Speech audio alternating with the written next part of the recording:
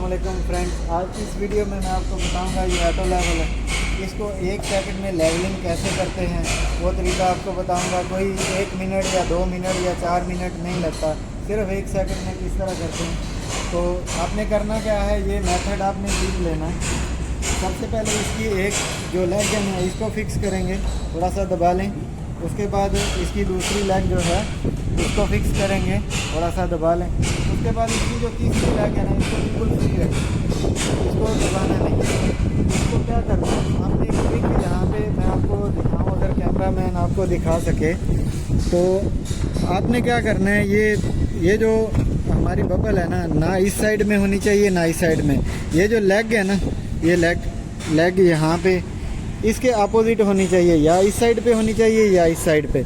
इधर और इधर बिल्कुल भी नहीं होनी चाहिए। तो ये देखें, अगर मैं आपको दिखाऊं, ये यहाँ पे आ गई।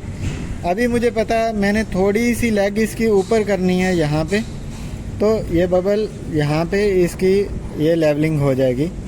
बस इतना सा काम है। बाकी अगर थोड़ी सी लेवलिंग रह जाए, ये बबल थोड़ी सी रह जाए, तो इसको आपने इससे कर लेना है और ये हमारे ये लेवलिंग हो गई।